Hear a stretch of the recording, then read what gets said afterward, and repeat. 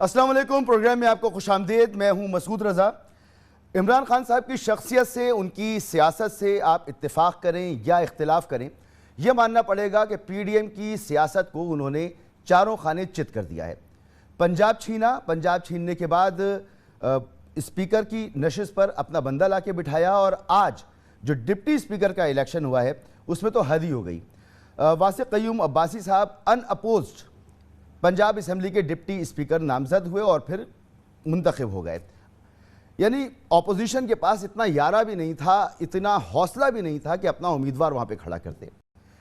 اب جو بیانیہ ہے پی ڈی ایم کا وہ مسلسل تبدیل ہوتا نظر آ رہا ہے۔ بڑا پرابلم ہے یہ پی ڈی ایم کا، نون لیگ کا، پی ڈی ایم میں شامل تمام جماعتوں کا، کہ گزشتہ 3 مہینوں میں ہر 2 ہفتے بعد ان کا بیانیہ تبدیل ہوتا ہے۔ اب کل سے اب تک تقریباً آدھے درجن سے زائد پریس کانفرنسز ہوئی ہیں، اور ہر پریس کانفرنس میں ایک ہی ذکر ہے فورن فنڈنگ کیس کا، فائنینشل ٹائم کی رپورٹ کا۔ وہ تمام معلومات جو پہلے سے پبلک ہیں، لوگوں کو پتہ ہیں، وہی معلومات اس رپورٹ میں آئی ہیں۔ کوئی بہت زیادہ چیزیں اس میں نہیں ہیں کہ کوئی بہت نئی چیزیں آ گئی ہوں ایک آدھ چیز کے علاوہ، مگر اس کا ذکر ہو رہا ہے۔ بھول گئے کہ جی فراغ ہوگی، کرپشن، نہ جانے کیا کیا الزامات لگتے تھے، کسی پر بات نہیں ہو رہی ہے۔ اور جھنجھلاہٹ کا یہ عالم نظر آ رہا ہے، تلخی کا یہ عالم نظر آ رہا ہے کہ ایسا لگتا ہے کہ برداشت سے باہر ہیں باتیں۔ مولانا فضل الرحمان صاحب جو پی ڈی ایم کے سربراہ ہیں، میں ان کی پریس کانفرنس کا ایک حصہ آپ کو سناتا ہوں۔ بات یہاں تک آ گئی ہے کہ یہ کوئی جنگ ہو رہی ہے، اور یہ کہا جا رہا ہے کہ جی انہوں نے کیسے اقتدار چھین لیا، گریبان ان کے گریبان پر ہاتھ ڈال دینے چاہیے، اس طرح کی اب باتیں ہو رہی ہیں۔ یقین کریں کہ پی ڈی ایم میں شامل جماعتوں کا مجھے بڑا لحاظ، بڑا احترام رہا۔ بڑے اچھے اس میں لوگ موجود ہیں جنہوں نے پاکستان کو سرو کیا، بڑے تجربہ کار لوگ، دانا قسم کے لوگ، لیکن اس وقت جو حال ہے اس پر افسوس ہوتا ہے۔ اور یہ حال کیوں ہے پی ڈی ایم کا؟ یہ جو سیاسی نتائج پی ڈی ایم کے نکل کر آئے ہیں، اس کا صحرا کس کے سر جاتا ہے؟ اگر آپ تلاش کریں تو پتہ چلے گا کہ آصف علی زرداری صاحب خود ایک انٹرویو میں کہہ چکے ہیں کہ انہوں نے یہ زرعی خیال ان کے ذہن میں آیا، اور انہوں نے یہ خیال شہباز شریف صاحب کو منتقل کیا کہ ہم تبدیلی لا سکتے ہیں، پنجاب میں بھی ہم حکومت بنا سکتے ہیں، مرکز میں بھی اپنی حکومت بنا سکتے ہیں۔ اور پھر انہوں نے ان کو قائل کیا۔ قائل کرنے کے بعد یہ پی ڈی ایم بنائی بھی خود پیپلز پارٹی نہیں تھی، گو کہ پھر ان کو اس میں سے نکلنا پڑا اور پھر واپس آئے۔ بہرحال آصف علی زرداری صاحب نے کوشش کی، پورا گراؤنڈ تیار کیا، اور پھر اس کے بعد پی ڈی ایم کو اقتدار مرکز میں ملا، پنجاب میں ملا۔ اور جس دن پنجاب میں اقتدار ملا، بلاول بھٹو زرداری صاحب نے ایک ٹویٹ کی، انہوں نے کہا ایک زرداری سب پہ بھاری۔ میں ہمیشہ سوچا کرتا تھا، دوسرے لوگ جب یہ بات کرتے تھے کہ یہ کیسا محاورہ ہے، اردو میں یہ محاورہ کوئی اچھا محاورہ نہیں سمجھا جاتا، بھاری کا مطلب دیا جاتا ہے۔ جیسے کہا جاتا ہے کہ قیامت کا دن بہت بھاری ہوگا گناہگار لوگوں پر، تو یا فلاں کام میں نے کیا یہ مجھ پہ بہت بھاری گزرا، تو بھاری کا لفظ، بھاری کا یہ محاورہ کوئی بہت اچھا نہیں سمجھا جاتا۔ لیکن آج جب صورتحال آپ دیکھیں تو آپ کو نظر آیا کہ یار واقعی بڑا درست محاورہ ہے۔ ایم کیو ایم کو لے لیں، پی ڈی ایم کا حصہ ہے، 2008 سے اس کا تعلق شروع ہوا، زرداری صاحب کی انگلی پکڑی، تباہ و برباد ہو گئی ایم کیو ایم۔ جو بچی کسی کسر تھی وہ پی ڈی ایم کے اتحاد میں گئی، آج کراچی میں اس کی جگہ لے رہی ہے جماعت اسلامی اور تحریک انصاف۔ آپ سندھ کی حالت کو دیکھ لیجیے، 14 سال کا اقتدار ہے، فرق آپ نہیں تلاش کر سکتے شہری علاقوں میں اور دیہی علاقوں میں، کیا ادھر کی صورتحال ہے۔ خود پیپلز پارٹی کو اگر آپ دیکھیں تو ان گزشتہ 14-15 سالوں میں پیپلز پارٹی محدود ہو کے رہ گئی سندھ کے دیہی علاقوں تک، اور پنجاب میں اس کا وجود ختم ہو کر رہ گیا۔ اور آگے بڑھیں نون لیگ کے ساتھ جو اس کا یہ پیار محبت بڑھی، تو اس کے بعد حکومت تو ضرور قائم ہو گئی۔ اس کے بعد اسحاق ڈار صاحب بھی روبہ صحت ہو گئے، وہ ملک واپس آنے کی تیاری کر رہے تھے، پاسپورٹ ان کو مل گیا، لیکن اس وقت کی صورتحال میں وہ بھی بیمار ہو گئے۔ نواز شریف صاحب کے آنے کی باتیں ہو رہی تھیں، لیکن وہ بھی بدستور بیمار ہیں، وہ تشریف نہیں لا سکتے۔ صورتحال تو یہ ہے کہ حمزہ شہباز صاحب جو ہیں وہ بھی آج بیمار ہو گئے، عدالت میں ان کو پیش ہونا تھا، فرد جرم عائد کرنے کے حوالے سے ان کو بلایا گیا تھا، لیکن انہوں نے اپنی میڈیکل رپورٹس بھیج دیں کہ وہ بیمار ہو گئے۔ تو زرداری صاحب یہاں پر بھی بڑے بھاری معلوم ہوتے ہیں۔ مقبولیت کا یہ عالم ہو گیا پی ڈی ایم کی جماعتوں کا، نون لیگ کا، کہ جس کو ہم سمجھ رہے تھے کہ یہ اب آئیں گے تو عمران خان صاحب کی جماعت کا کہیں وجود نہیں بچے گا، لیکن اب یہ عالم ہے کہ بائی الیکشنز ہوئے، اس میں بدترین شکست کا سامنا کرنا پڑا، پنجاب کی حکومت ہاتھوں سے نکل گئی۔ ملک کے لیے یہ جو فیصلہ تھا، یہ جو فیصلہ جس کو سوچا زرداری صاحب نے اور سب کو قائل کیا، اس کا نتیجہ کیا نکلا؟ آج کے دن پاکستانی قوم 37% مہنگائی برداشت کر رہی ہے، 3 مہینے پہلے معیشت اچھی نہیں تھی، لیکن آج معیشت کا یہ حال ہے کہ 3 مہینوں میں معیشت نے نوز ڈائیو لگائی ہے اور بہت برا حال ہے. ایل سیز نہیں کھل رہی، فیکٹریاں بند ہو رہی ہیں، پاکستان امپورٹ کرنے کے قابل پاکستان کی جو پرائیویٹ ادارے ہیں وہ نہیں رہے. تو یہ صورتحال ہے. تو زرداری صاحب واقعی سب پہ بھاری ثابت ہوئے ہیں. اب ایک ہی حل ہے کہ پی ڈی ایم محنت کرے، معیشت کے اس شدید چیلنج سے نمٹے، ملک کو اسٹیبل کرے، تو پھر ہی کوئی آسرا بنتا ہے کہ دوبارہ جب الیکشن ہوگا تو پی ڈی ایم میں شامل جماعتوں کا کوئی مستقبل ہو سکتا ہے. اس وقت تو بہت بری حالت ہے. میرے ساتھ بیرسٹر دانیال چودھری صاحب رہنما نون لیگ، اندلیب عباس صاحبہ میرے ساتھ موجود ہوں گی، اور معاشی تجزیہ کار خرم شہزاد صاحب بھی پروگرام کا حصہ ہوں گے. بیرسٹر صاحب، آج کی صورتحال دیکھتے ہوئے جو میں نے باتیں کی، صورتحال اس سے کوئی مختلف تو نہیں ہے کہ آج آپ سارا بیانیہ آپ کا ایک طرف رہ گیا، ایک فورن فنڈنگ کیس پر آپ لگے ہوئے. بھائی وہ آ جائے گا فیصلہ، وہ سے محفوظ ہے، جو بھی وجوہات ہوں گی جس دن فیصلہ آ جائے گا دودھ کا دودھ پانی کا پانی ہو جائے گا. نون لیگ کو بھی چاہیے وہ بھی اپنی اسکروٹنی کرا لے، پیپلز پارٹی بھی کرا لے، قوم کے سامنے سب کچھ آ جائے. سارا بیانیہ دھرے کا دھرا رہ گیا. چوتھا مہینہ ہے آپ کی حکومت کا، ایک کرپشن کا کیس عمران خان پر لے کر نہیں آئے. عمران خان کو تو آپ لوگوں نے ہیرو بنا دیا سر. بسم اللہ الرحمن الرحیم. مجھے نہیں سمجھ آ رہا کہ آپ نے کون سے چوتھے مہینے کی حکومت جو ہوتی ہے وہ حکومت خالی ایک ٹاپل گورنمنٹ کرنے کی ڈیٹ سے نہیں. آپ آج ہمیں آئے ہوئے 2-2.5 مہینے بھی ہم پورے کام نہیں کر سکے.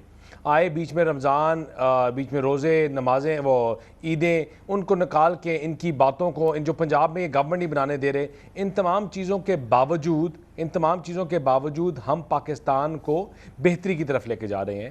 اور مجھے آج بتائیں، آج جو مہنگائی کی آپ بات کر رہے ہیں، آپ نے پروگرام کے شروع میں کہا، آپ نے ڈالر کی بات اگر ہم لوگ کرتے ہیں یہ کس کے سودے ہیں؟ یہ $3 بلین. ہم نے 4 مہینے میں ایسا کیا کیا کہ جو آ کے یہ مہنگائی کی شرح، جو آپ کے ڈالر کی پرائس، جو آپ کے LNG اور فیول کی پرائسز اتنی بری طرح بڑھی ہیں؟ یہ تمام وہ چیزیں ہیں جو یہ کمٹمنٹس کر کے آئے. یہ $3 بلین کے لیے پورا ملک گروی میں رکھوا کے آگے. سر آپ نے کہا نا ہم نے کیا کیا جو پاکستان میں مائنز بنے ہوئے تھے. میں آپ کو ایک بات بتاؤں، سیاسی عدم استحکام کو مزید بڑھا دیا. دیکھیں بات سنیں، اور جب سیاسی عدم استحکام ہوتا ہے تو پھر معاشی عدم استحکام نہیں ہوتا. پاکستان کا جو حال، ہمارے پاس 2 آپشنز تھی. یا ہم سیدھا الیکشن میں جاتے اور پاکستان وہاں پہنچ جاتا جہاں سے پوائنٹ آف نو ریٹرن، آپ بینکرپسی، آپ کی ایل سیز بند اور آپ بینکرپسی کی طرف جاتے. اور یا دوسری آپشن تھی کہ ہم اس کو اسی رخ میں ڈالیں جہاں جو ہم 2013 میں ہم نے شروع کیا تھا اور 17 میں ہم چھوڑ کے گئے. ہم پاکستان کو اسی طرف معیشت کی سٹرونگ ترین اکانومی بنانے کی طرف، جو ایشین ٹائیگر تھی، جو پاکستان بلومبرگ اکانومسٹ کہتا ہے اس ریجن کی سٹرونگسٹ اکانومی ہے، انہی کو بنانے کے راستے میں لگے ہوئے ہیں. لیکن آج مجھے آپ بتائیں، فارن فنڈنگ کیس کیوں ان کی چیخیں نکل رہی ہیں؟ ان کی اس لیے چیخیں نکل رہی ہیں کہ در حقیقت میں پاکستان کا جو اصل دشمن ہے وہ پاکستان کے اندر بیٹھ کے پاکستان کو کمزور کرتا رہا. کشمیر بک گیا، کشمیر چلا گیا، کوئی ایک لفظ نہ بول سکا. آپ کا ملک جو ہے کوئی کسی نے ایک چیز کے اوپر نہ بول سکا.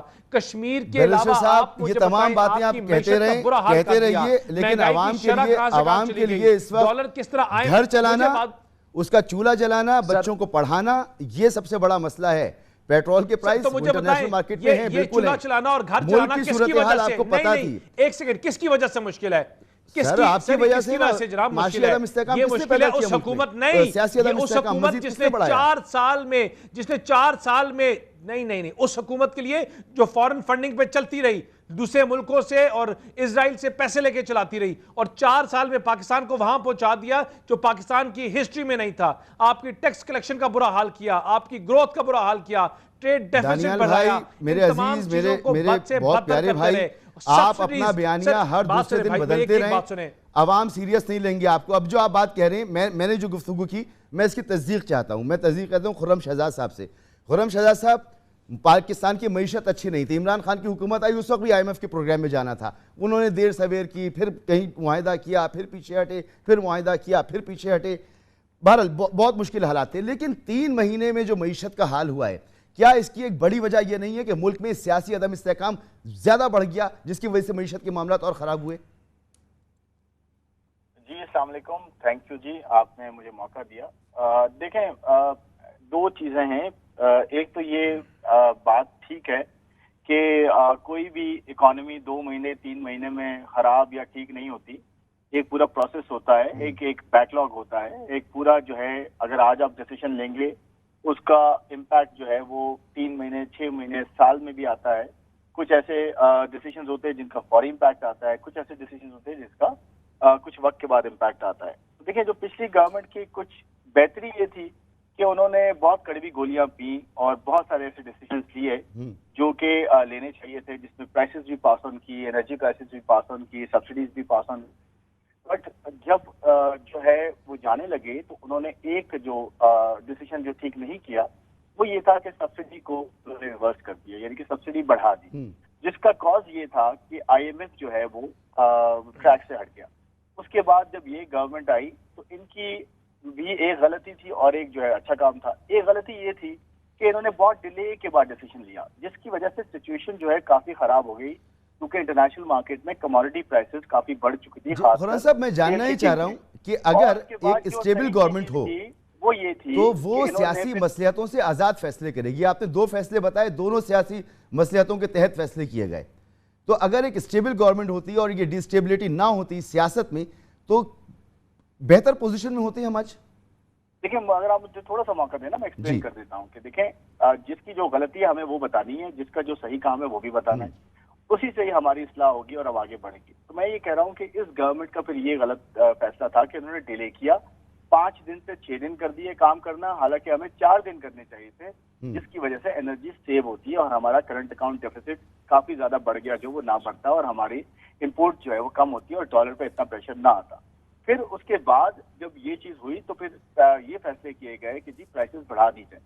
اچھا پھر ایک صحیح فیصلہ یہ تھا کہ پرائسز بڑھا دی گئی, بہت زیادہ سے بڑھا دی گئی, جو کہ بڑھانی چاہیے تھی پچھلی گورنمنٹ کو, وہ اس گورنمنٹ نے بڑھا دی. اچھا پھر اس کے بعد امپیکٹ جو ہے وہ تھوڑا سا نلیفائی ہوا, لیکن ایشو یہ تھا کہ آپ کے پاس ڈالر بہت کم رہ گئے تھے, ریزروز بہت کم رہ گئے تھے اور آپ کی امپورٹ کافی زیادہ تھی. کہ پچھلے 4 سال کی جو گروتھ آئی, پچھلے 1.5 سال کی گروتھ تھی, اس کا ایک امپیکٹ تھا. پھر میں یہ آپ کو یہ بتاؤں کہ ہوا یہ کہ اس گورنمنٹ نے ایک جو پھر غلط فیصلہ کیا وہ یہ تھا کہ ان کو جو ہے آلریڈی ڈاکومنٹڈ سیکٹر, آلریڈی جو ٹیکس پیئر ہے اس پہ ٹیکس نہیں لگانا چاہیے تھا, اپنے خرچے کم کرنے چاہیے تھے. اپنا 500 سے 600 ارب روپیہ جو پورے سال کا فیڈرل گورنمنٹ رن کرتی ہے, خرچ کرتی ہے, اس کو کم کریں. 15% یہ تمام باتیں ہم ڈسکس کرتے ہیں. ایک موٹی سی بات میں آپ سے پھر ایک بار پوچھ رہا ہوں, اگر ایک مستحکم حکومت ہو, ایک مضبوط حکومت ہو, تو سیاسی فیصلے نہ کرنے پڑیں, غیر مقبول فیصلے کرنے کی کوشش نہ کی جائے, غیر مقبول فیصلے کرنے میں وہ آزاد ہو, تو پھر معیشت زیادہ بہتر ہوتی ہے یا نہیں؟ دیکھیں اس میں تو کوئی دو رائے نہیں ہے, یہ تو ایسا سوال ہے جس کا آنسر نو ہو نہیں سکتا. یہ بالکل ٹھیک بات ہے کہ جب آپ پولیٹیکل جو ہے اپنے نیریٹو کو یا ووٹ بینک کو پریفر کرتے ہیں تو آپ بہت کمپرومائز کرتے ہیں, جس کا ریزلٹ یہ ہوتا ہے جو آپ آج ہم دیکھ رہے ہیں کہ اس کی وجہ سے. دیکھیں پچھلی گورنمنٹ نے بھی یہی کیا نا کہ سبسڈی کو بڑھا دیا, وہ ووٹ کے لیے کہ جی ووٹ تو اب ووٹ آف نو کانفیڈنس آ رہا ہے تو اب ہم نیچے کر دیتے ہیں, تو وہ ایک نیریٹو کریٹ ہو جائے گا. پھر انہوں نے بھی یہ کیا کہ ڈیلے کر دیا. تو بالکل بات ٹھیک ہے کہ اگر آپ اپنا پولیٹیکل نیریٹو لے کے چلیں گے تو آپ کو اکانومی پھر پیچھے کریں گے اور یہ حال ہوگا جو اب آج. سر بالکل آپ کا پوائنٹ آ گیا. اندلی بابا صاحبہ, آپ کو تو شکریہ ادا کرنا چاہیے, زرداری صاحب کا بھی, نواز شریف صاحب کی جماعت کا بھی, مولانا فضل الرحمان صاحب کا بھی, کس مشکل حالات سے نکال کے خود کو مشکل میں پھنسا کر آپ کی مقبولیت کو کہاں سے کہاں پہنچا دیا. شکریہ ادا کرنا چاہیے آپ کو تو ان کا. مسعود, اس میں 3 باتیں بڑی پرومیننٹ. ایک تو یہ کہ یہ کہہ کے آئے تھے کہ ہم معیشت کی وجہ سے آئے ہیں, لوگوں کو ریلیف دینے کے لیے آئے, اور آتے ہی سب سے پہلے انہوں نے اپنے آپ کو ریلیف دی اور لوگوں کو تکلیف دی. اپنے آپ کو کیا ریلیف دی کہ خرم دستگیر نے آ کے مان لیا کہ معیشت وغیرہ کا جو آپ شروع میں پروگرام کا کہہ رہے ہیں کہ معیشت تو ہماری ایسی وہ کور اپ تھا, ہم تو آئے تھے اپنے کیس بچانے, کیس بند کرنے. آتے ہی نیب کو بند کیا, الیکٹرانک ووٹنگ کو بند کیا, آئی ووٹنگ کو اوورسیز کے بند کیا. جب انہوں نے یہ اقدامات کیے تو قوم کو فوراً پتہ چل گیا, اور پھر خرم دستگیر نے آ کے آپ کے چینلوں پہ ایڈمٹ کیا کہ ہم اس لیے آئے تھے. اچھا, اس کے بعد اب یہ حال ہے کہ نواز شریف صاحب جو P M L N London ہے, وہ خود کل بیٹھ کے رو رہی ہے کہ مفتاح اسماعیل نے بیڑا غرق کر دیا. نواز شریف صاحب کہہ رہے ہیں کہ میرے سے وعدہ کیا تھا کہ 23 روپے بڑھائیں گے ڈالر, تو یہ 50 روپے بڑھ گئے. تو اس کو پوچھیں کہ اس کو کیوں نہیں پتا. اچھا پھر مفتاح اسماعیل کا یہ حال ہے فائنانس منسٹر کا کہ اس کی کریڈیبلٹی ابیلٹی سب زیرو. جو آرمی چیف ہیں وہ منتے ترلے کر رہے ہیں امریکہ کے. مطلب یہ آپ نے کبھی دیکھا تھا کہ ایک آرڈنری وہاں جو آفیسر ہے وینڈی شرمن کو اس کو کہہ رہے ہیں کہ جی ہماری مدد کریں, تو آپ کو پتہ ہی ہے کہ وہ مدد کس شرط پہ کریں گے. اور تیسری بات, مریم نے ٹویٹ لکھی. مریم ٹویٹ میں کہہ رہی ہے اپنے چچا کو کہ لیڈر ایسے ہوتے ہیں کہ مشکل حالات میں لیڈر جو ہیں وہ بکل ان کر جاتے ہیں, مشکل حالات سے ہی نکل کے لیڈر بنتا ہے. مطلب آپ یہ دیکھیں کہ میرے اور آپ کے یا کسی اور کے تجزیے کی ضرورت نہیں. خود مسلم لیگ نون نے یہ کہا ہے کہ اس سے بدتر لیڈرشپ, اس سے بدتر فائنینشیل مینجمنٹ, اس سے بدتر اکنامک مینجمنٹ نہیں ہے. اور ان کے لوگ خود ایڈمٹ کر رہے ہیں کہ ہم اپنی کرپشن کو بچانے کے لیے آئے تھے, اگر ہم نہ آتے تو سال کے اینڈ میں ہم نے گرفتار ہو جانا تھا. یہ بات نہیں مان رہے نا بیرسٹر صاحب, بیرسٹر صاحب نہیں مان رہے, حنیف صاحبہ یہ آپ کے چینلوں کے ذریعے بیرسٹر صاحب یہ بات نہیں مان رہے نا. خرم دستگیر صاحب کی بات ہے, انہوں نے کوئی اور اس وقت بات کی. زرداری صاحب کہتے رہے جی ہمیں پہلے لو ہینگنگ فروٹس جو ہیں وہ لے لینے چاہیے. وہ کیا تھے جی, آپ نے نیب ترامیم جو ہیں وہ کی, نیب کے قانون کو اڑا کے رکھ دیا. اب نیب کا قانون ہی اڑا دیا. عمران خان کی کرپشن کی آپ بات کرتے ہیں, کس قانون کے تحت پکڑیں گے؟ وہ قوانین تو آپ نے اپنے لیے ہی ختم کر دیے. تو بیرسٹر صاحب اس وقت جو معیشت کی حالت ہے اور جو صورتحال ہے, اس کی بڑی ذمہ داری آپ کی ایڈونچر پر آتی ہے. کیا کر لیا آپ نے؟ یہ جو اقدامات آپ لے رہے ہیں, کوئی بھی حکومت ہوتی یہی لے رہی ہوتی اور کیا کرتی؟ مسعود صاحب پہلے تو میں ذرا کلیریفائی کرنا چاہوں, کیونکہ یہ بار بار آپ نیب کے قانون کو ختم کرنے کی بات کریں, کیونکہ آپ نے آڈینس کے ہاں اس بات سے گمراہ ہو رہے ہیں. نیب کا قانون کوئی ختم نہیں ہوا, اسی طرح ہے. آپ نے امینڈمنٹس کیے ہیں. امینڈمنٹس کیا کیے ہیں؟ انوسنٹ انٹل پروون گلٹی, یہ لاء کا ایک میکسم ہے. اگر آپ نے یہ ایک سیٹ کر دیا جو ہر پاکستانی کا رائٹ ہے, انوسنٹ انٹل پروون گلٹی, اس میں کیا غلط بات ہے؟ مجھے آپ بات بتا دیں. اس میں یہ پوری دنیا میں 302 جو مرڈر کے کیسز ہوتے ہیں, جو اور کرائمز ہوتے ہیں, اس میں 14 دن کا ریمانڈ ہوتا ہے, اور آپ کوئی بیل کی الاؤڈ ہوتے ہو. ہم نے کوئی قانون میں کیا ختم کیا؟ ہم نے کہہ دیا بیل کی پروویژن ڈال دی اور کہا کورٹس ڈیٹرمن کریں گے. یہ ایک 12 گریڈ کا افسر نہیں کرے گا, ایک کورٹ ڈیٹرمن کرے گا. اور ہم نے اور کیا, ہم نے کون سا قانون ختم کیا؟ کوئی قانون نہیں ختم کیا. It is right there and it is sir آپ نے کہا کہ لوگ گمراہ ہو رہے ہیں. میں بتا دوں, میں صرف کلیئر کر دوں, یہ کوئی گمراہ ہونے کی بات نہیں ہے. ایک آدمی قتل ہوتا ہے, قتل بہت بڑا گناہ ہے, بہت بڑا گناہ ہے, بہت بڑا جرم ہے. پلیز آپ مسعود صاحب بالکل سر بہت بڑا گناہ ہے, لیکن جب کرپشن ہوتی ہے, جب کرپشن ہوتی ہے, آپ دوسری چیز سنیں. سر جو کرپشن ہوتی ہے نا, آپ ایک منٹ اپنے ٹائم پہ بول لینا, مجھے لیٹ می فنش. مسعود صاحب آپ بولنا, میں جب اپنا نیریٹو دے دوں گا پلیز آپ تب بولنا. سر آپ نے مجھے بات کی نا, بات کہیں سے کہیں نکل جائے گی, میں صرف کلیئر کر رہا ہوں, کوئی گمراہ نہیں ہو رہا. فورن ووٹ ختم کر دی. آپ نے کہا کہ فورن ووٹنگ قانون یہ انہوں نے تھا پاکستان کے لوگوں کے ساتھ جھوٹ بولا. انہوں نے جھوٹ بولا پاکستان کے لوگوں کے ساتھ, اور انہوں نے کہا کہ انہوں نے ایک فورن ووٹرز کے لیے ایک پروگرام بنا دیا جس کو الیکشن کمیشن نے ڈسکارڈ کر دیا. ہم نے کہا اس کو اگر الیکشن کمیشن نے ڈسکارڈ کیا ہے, پارلیمنٹ نے کیا, اس کو پارلیمنٹ میں لائیں, اس کو اپروو کریں, اس کے جو ایشوز ہیں ان کو ایڈریس کریں اور بالکل ووٹ کریں. ہم نے تو کسی کو نہیں ہٹایا. اور دوسری بات دیکھیں, معیشت کی ہم بات کرتے ہیں, ہمیں پتہ تھا یہ کانٹوں کی سیج ہے, ہمیں پتا تھا کانٹوں کی سیج ہے, لیکن ہم نے صرف اس لیے لی کہ اگر ہم ایک انٹرم سیٹ اپ کے پاس یہ گورنمنٹ بھیج دیتے تو پاکستان آج دیوالیہ ہو جاتا. اور آج جو اگر ڈالر کی پرائس کنٹرول نہیں ہو رہی, وہ اس لیے نہیں ہو رہی کیونکہ یہ آئی ایم ایف سے ڈیلز کر کے آئے ہیں. یہ آئی ایم ایف کو کہہ کے آئیں گے ڈالر کی پرائس کنٹرول نہیں کر سکیں گے. انہوں نے ڈیل کر کے جھوٹ بولا اور سبسڈی دی پیٹرول فیول کی پرائسز کی وجہ سے, جس کی وجہ سے ہم نہیں دے پا رہے. سر کیوں آپ نے اپنے سر پہ لیا؟ آئی ایم ایف تو انٹرم گورنمنٹ سے بھی مذاکرات کرنے کو تیار ہے.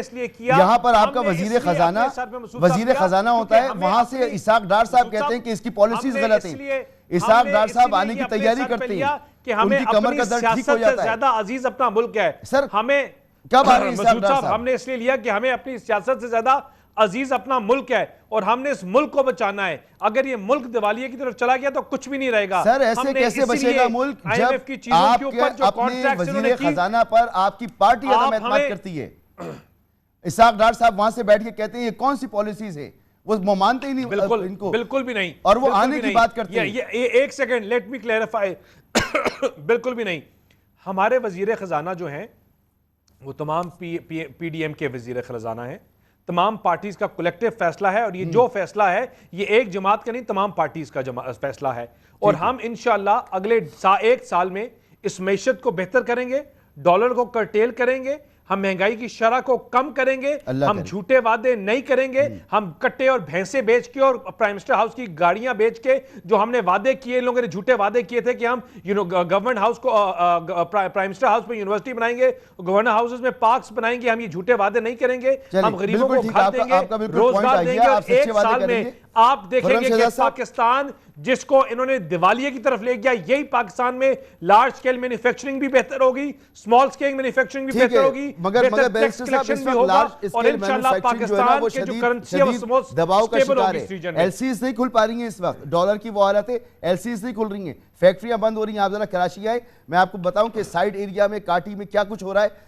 لوگ نہیں ہمیں کراچی آنے کی ضرورت نہیں ہے مسعود صاحب، آج کے دن کی صورتحال ہے سر، اس کے بغیر ہی ہمیں پتہ ہے، اس کے بغیر ہی ہمیں پتہ ہے، ہمیں کیسے پتہ ہے کہ ایل سیز نہیں کھل رہی، کیونکہ انہوں نے معاہدوں پہ ڈیفالٹ کیا۔ مجھے آگے بڑھنے دیں، واپس آتا ہوں آپ کے پاس، مجھے مسعود صاحب مجھے بات بتائیں، مجھے ایک بات بتائیں، میں واپس آتا ہوں بیرسٹر صاحب، مجھے خالی ایک چیز بتائیں موقع دیجئے مجھے کہ ہم نے ایسی کیا چیز کی جس سے ملک آپ کا دیوالیہ ہو رہا ہے؟ آپ نے سیاسی عدم استحکام کو بڑھایا سر، سارے وعدے جو انہوں نے کیے، آپ نے سیاسی عدم استحکام کو بڑھایا۔ ہم نے مسعود صاحب نہیں بڑھایا، پاکستان کی عوام نے ان کو اٹھا کے باہر مارا، انہوں نے ان کو باہر نکالا، کی عوام نے کیونکہ لوگوں کے ساتھ 4 سال جھوٹ بولتے رہے۔ مجھے بتائیں کہ انہوں نے مسعود صاحب مجھے بتائیں، ہم تو 190 ووٹ لے کے بیٹھے ہوئے ہیں، انہوں نے اپنے مرضی کے فیصلے کروا کے آپ ہمارے 25 لوگ اڑوا دیے۔ سر جی وہ آپ کرتے رہے، وہ عدالت جانے، آپ کا سیاسی نیریٹو جانے، اس وقت جو قانونی آئینی پوزیشن میرے سامنے موجود ہے اس کے حساب سے پرویز الہی پنجاب کے وزیر اعلیٰ ہیں، پنجاب کی عوام نے آپ کو بائی الیکشن میں رد کیا ہے، یہ حقیقت ہے۔ خرم شہزاد صاحب، ایک وزیر اعلیٰ جو ہے وہ کہتا ہے میں ملک کی معیشت کو ٹھیک کروں گا، 8 دن کے لیے 7 دن کے لیے، سابق وزیر اعلیٰ اور وہ لندن میں بیٹھ کے کہتے ہیں کہ جی ان کی پالیسیز ٹھیک نہیں ہیں، اور پھر ان کی اپنی قیادت کہتی ہے کہ جی وہ واپس آ رہے ہیں۔ جب ایسا ماحول ہوتا ہے کہ جی کون وزیر خزانہ ہوگا، کس کی پالیسیز چلیں گی، گورنمنٹ آج ہے آج نہیں ہے، کل کیا ہوگا، پرسوں کیا ہوگا، تو ایسی صورتحال میں یہی سب کچھ ہونا ہے جو ہمیں نظر آ رہا ہے۔ کیا اسٹیبلٹی ایسے آتی ہے کہ اپنی ہی پارٹی میں ایک وزیر خزانہ، سابق وزیر خزانہ، موجودہ وزیر خزانہ پر عدم اعتماد کر دیں؟ ہماری حکومت، ہم ایک پوائنٹ ایجنڈے مسعود صاحب آئے ہیں ایک پوائنٹ کے اوپر، اور وہ پوائنٹ کیا ہے؟ ملک کی معیشت کو بہتر کرنا۔ بہتر جی خرم صاحب۔ جی میں یہ کہہ رہا ہوں کہ بات بالکل ٹھیک ہے، کیونکہ دیکھیں انویسٹر کانفیڈنس کے لیے stability, political stability, policy consistency بہت ضروری ہوتی ہے، اور ساتھ ساتھ جو کانفیڈنس ہوتا ہے انویسٹرز کا وہ اسی لیے آتا ہے کہ جب پولیٹیکل اسٹیبلٹی ہوتی ہے اور ڈیسیشنز ٹائم پہ ہوں، اور ڈیسیشنز جو ہے وہ ریزلٹس میں بھی کنورٹ ہوں وقت پہ۔ جیسے کہ ابھی اسٹاف لیول کا ایگریمنٹ سائن ہوا ہے، لیکن آئی ایم ایف کی جو بورڈ میٹنگ ہے کافی دور ہے۔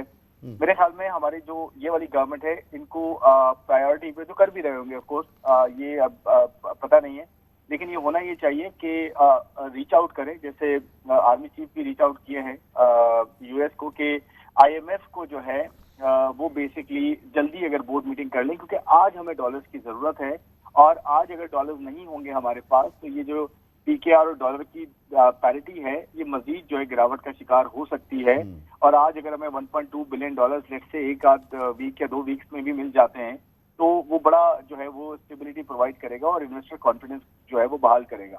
دوسری چیز یہ ہے کہ آگے جاتے ہوئے ایک سلور لائننگ یہ ہے کہ آئل پرائسز نیچے آ رہی ہیں، اور اس کی وجہ سے آپ کے جو ڈالر کی ریکوائرمنٹ ہے وہ کم ہو رہی ہے۔ آرٹیفیشلی بین کافی چیزوں پہ لگایا گیا ہے جو کہ آف کورس کنٹینیو نہیں ہونا چاہیے، لیکن اس بین کی وجہ سے یہ ہے کہ ڈالر کی ریکوائرمنٹس کم ہو جائیں گی آنے والے مہینوں میں۔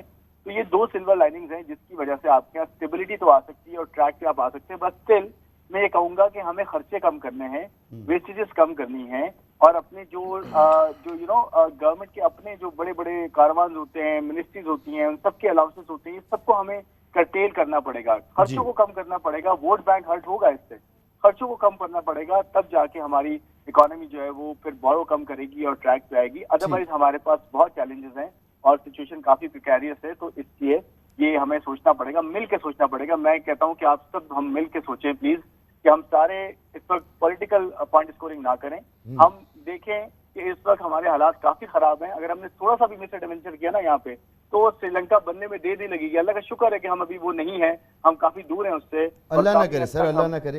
بالکل بالکل آپ جو فرما رہے ہیں یہ بالکل میں بیرسٹر صاحب کے سامنے رکھوں گا, لیکن اندلیب صاحبہ میں ایک بریک کی طرف جانا ہے, لیکن سوال آپ کی طرف چھوڑ کے جاتا ہوں.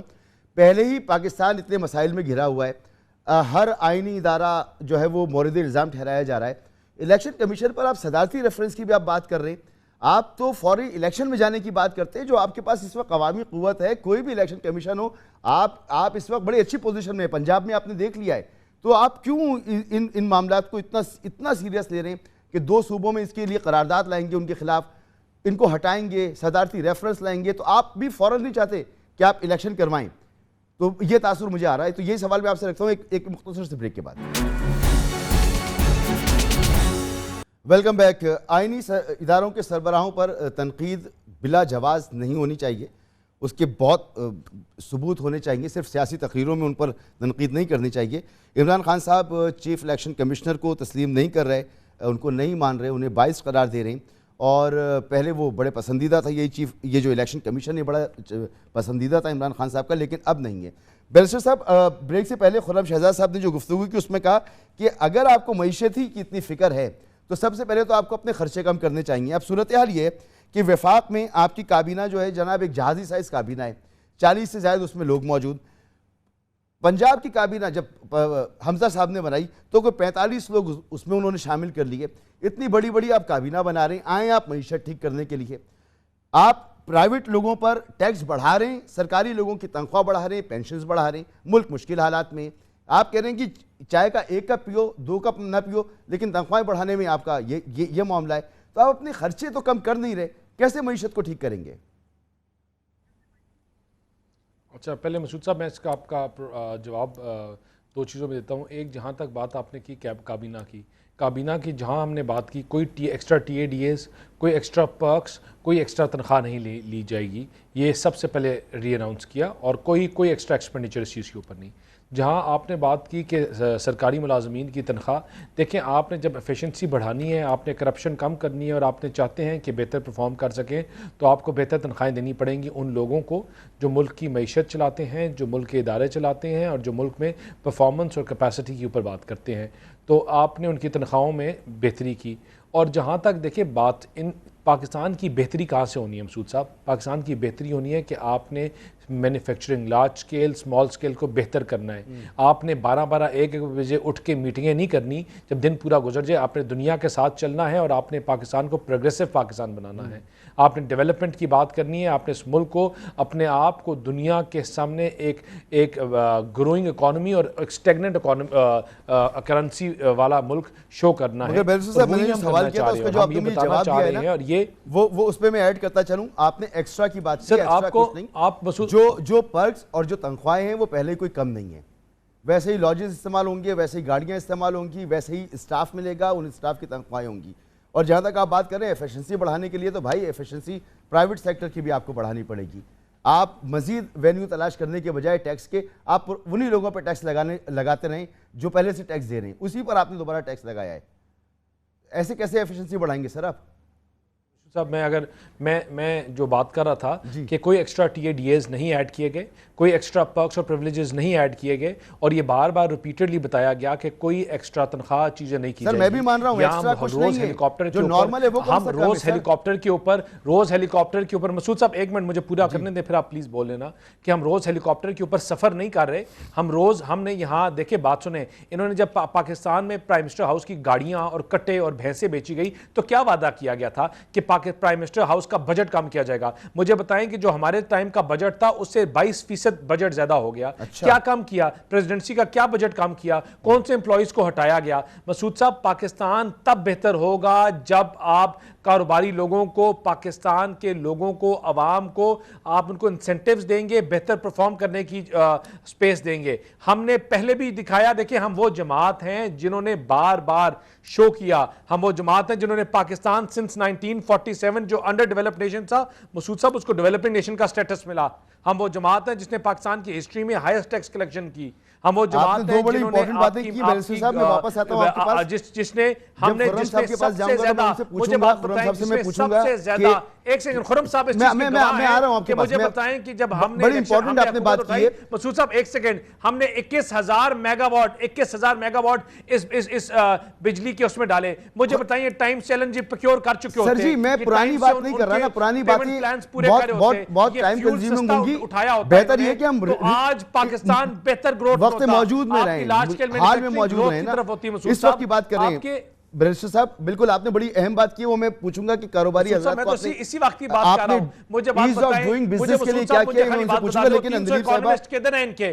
مسعود صاحب ان کے 300 اکانومسٹ کدھر ہیں جنہوں نے پاکستان سر وہ پرانی بات ہو گئی نا، ابھی کی بات کر رہے ہیں، ابھی کی بات کر رہے ہیں، ابھی کی بات کر رہے ہیں. 8,000 ارب ٹیکس جمع کروانا تھا. دلیپ صاحبہ مجھے آپ سے سوال تو چیف الیکشن کمیشنر کے حوالے سے کرنا تھا، لیکن بیرسٹر صاحب نے کہہ دیا کہ وزیر اعظم ہاؤس کا خرچہ اور سرکاری خرچے آپ کے دور میں 22 گنا مزید بڑھ گئے پچھلی حکومتوں کے مقابلے میں.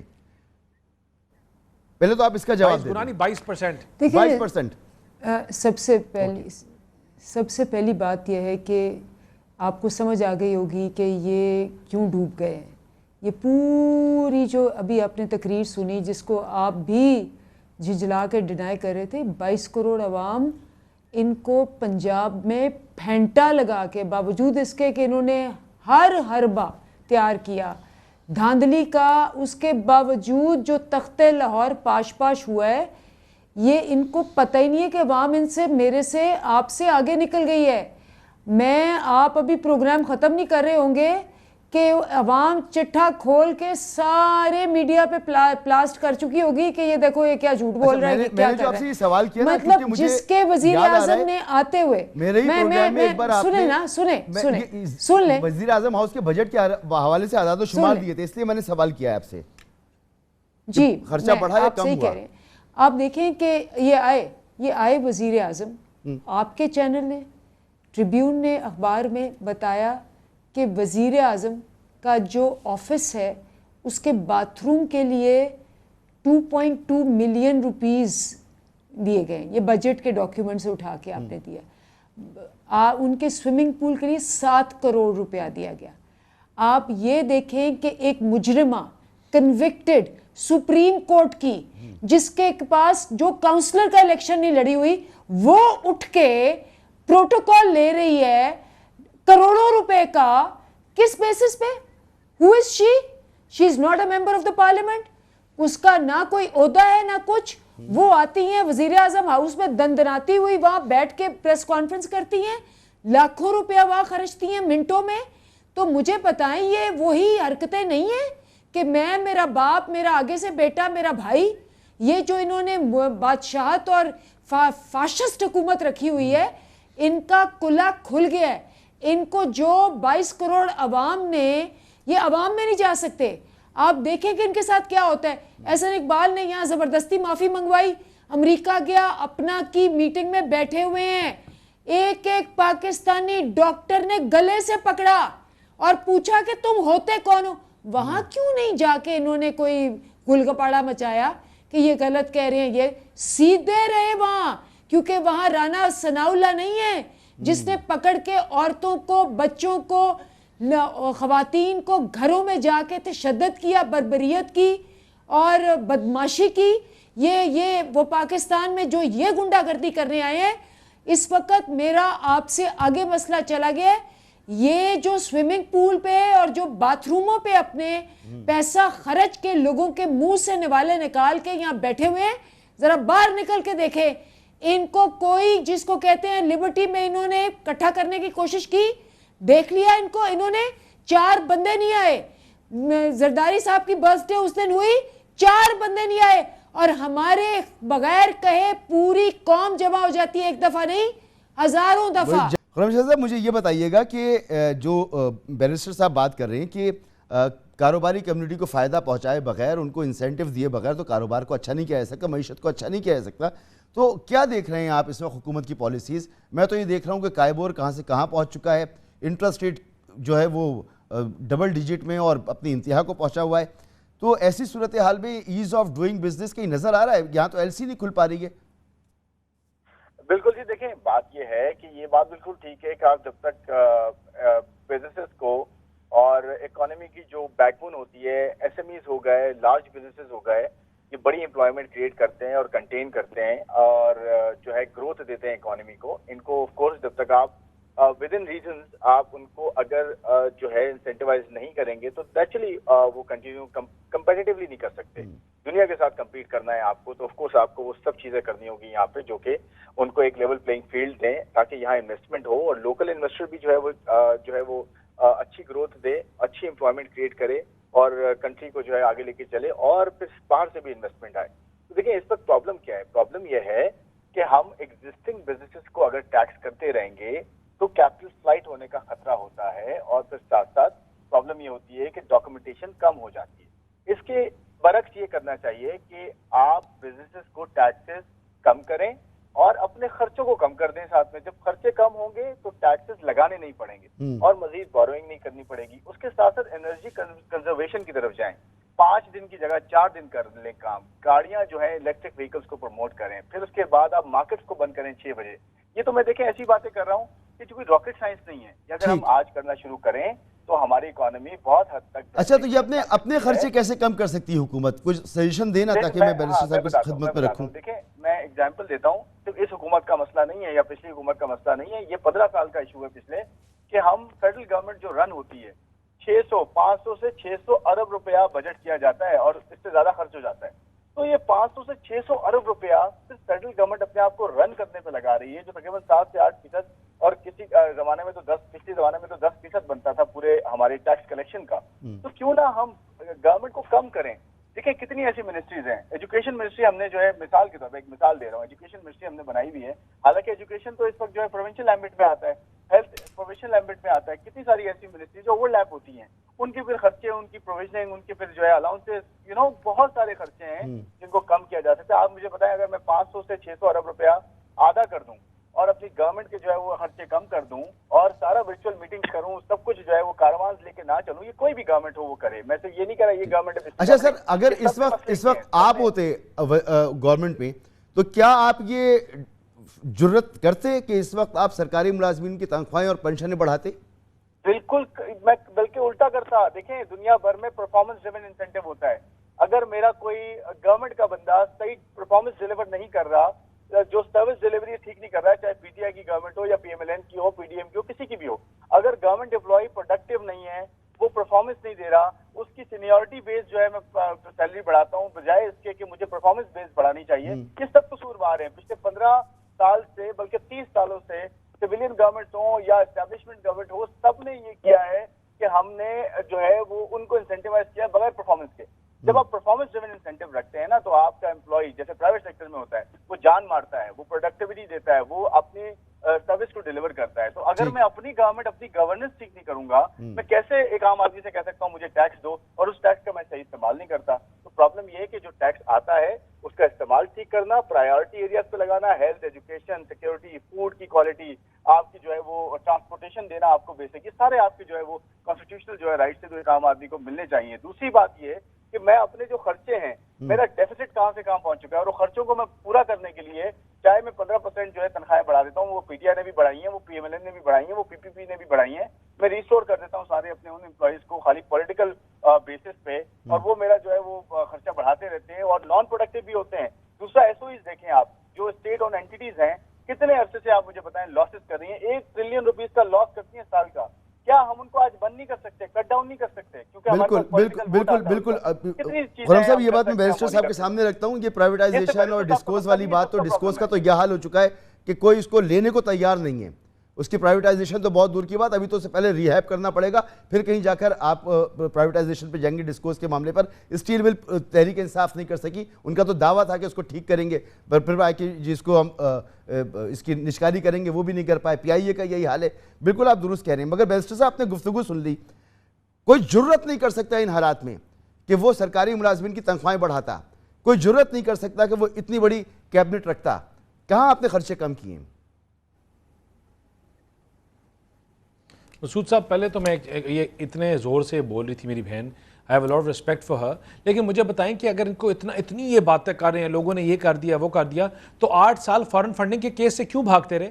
یہ کس کے پیسے تھے بتائیں یہ پاکستان کی عوام کو, جس کی وجہ سے انہوں نے ایک سٹیٹمنٹ دے کہ یہ کس کے کہنے پہ سٹیٹمنٹ فارن فنڈنگ کا سوال میں ان سے کرتا ہوں کے خلاف, اور پی آئی اے کا ان سے آپ کے بہاف میں میں سوال کرتا ہوں. مسعود صاحب مجھے بتائیں کہ ان کو کس کے پیسے آئے تھے, کس کے پیسے آئے تھے مسعود صاحب, جس کی وجہ سے انہوں نے سٹیٹمنٹ دی, اور ایک سٹیٹمنٹ پہ آپ نے پوری دنیا سے اپنی ایئر لائنز کو بین کروا دیا.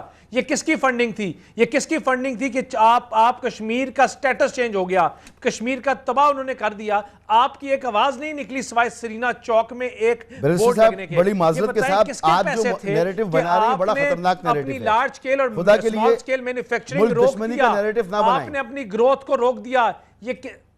یہی ہوتا رہا ہے ہمارے ملک میں. پیسے تھے جس سے آپ کی گروتھ ختم ہوگی. یہ کس مسعود صاحب کون سا, یہ مجھے بتائیں کہ فارن فنڈنگ میں ایسا کیا تھا کہ جو 8 سال سے چھپ رہے ہیں؟ سر جی وہ الیکشن کمیشن کے پاس پڑی ہے نا, یہ کس کے پیسے ہیں؟ فیصلہ آ جائے گا اس کا سامنے. مگر آپ جو نیریٹو بلڈ کر رہے ہیں وہ بڑا خطرناک ہے. کس طرح ان کو نہ کریں, یہ نہ کریں, کسی کو غدار کسی کو ملک دشمن قرار مت دیں. ہم کیا کر رہے ہیں؟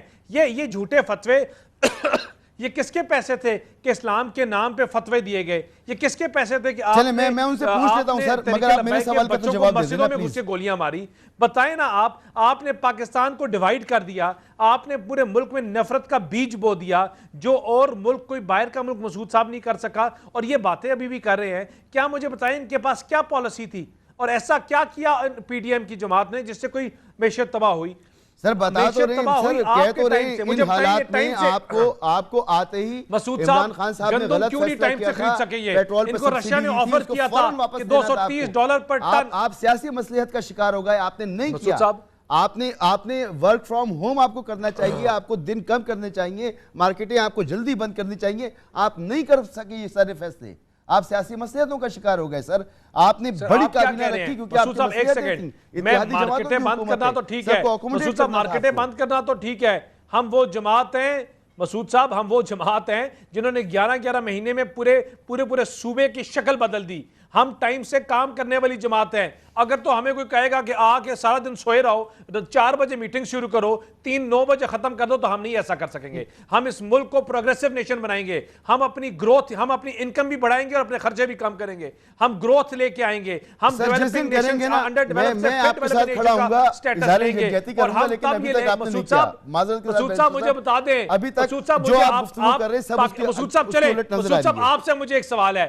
مسعود صاحب مجھے پاکستان کے جتنے بڑے جو پروگرامز ہیں نا, جتنے بڑے ہم نے اس ملک میں کام کیے ہیں, ان ساروں کو نکال کے مجھے گرما دے پی ٹی آئی نے کیا کیا ہے, کون سا انفراسٹرکچر دیا ہے, کس کے پیسے تھے کہ سی پیک روک دیا گیا؟ مسعود صاحب سی پیک میں 4 سال میں کیا کام ہوا؟ سی پیک جو $50 بلین جس نے ملک کی معیشت چینج کر دی تھی, مجھے بتائیں اپر لنک کیوں نہیں بنا سکے مسعود صاحب؟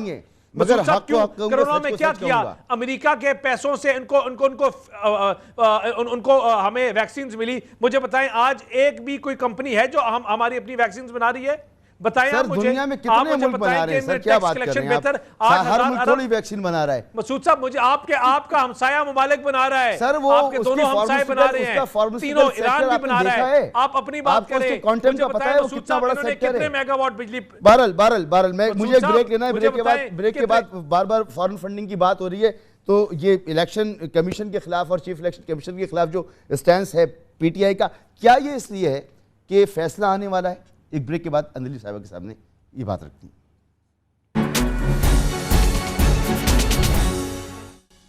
Welcome back. اندلی بابا صاحبہ, آپ کی طرف مجھے آنا تھا سوال لے کر, لیکن وقت میرے پاس بالکل ختم ہو گیا. فارن فنڈنگ کی بات ہے تو ایک اخباری رپورٹ ہے, جب فیصلہ اس کا سامنے آ جائے گا تب اس کا سوال بنتا بھی ہے. تو اس وقت معذرت, وقت ختم ہو گیا, میں آپ کے پاس نہیں آ سکوں گا. بہت شکریہ آپ کا اندلی بابا صاحبہ, خرم شہزاد صاحب, بیرسٹر دانیال چودھری صاحب, آپ تینوں مہمانوں کا بہت شکریہ. ملک کی معیشت کو بہتر ہونا بہت ضروری ہے. خدا نہ کرے کہ سری لنکا والی صورتحال ہو, اور مجھے پورا یقین ہے کہ ہماری پولیٹیکل پارٹیز ہوں, ہمارا ملک کا نظام کم از کم اتنی اس سطح پر آ کر تو اس طرح سے ایکٹ کرے گا کہ ہم مزید تباہی کی طرف نہ جائیں اور ہماری معیشت بہتر ہو جائے اور ہم سنبھل سکیں. اجازت دیجیے, اللہ حافظ.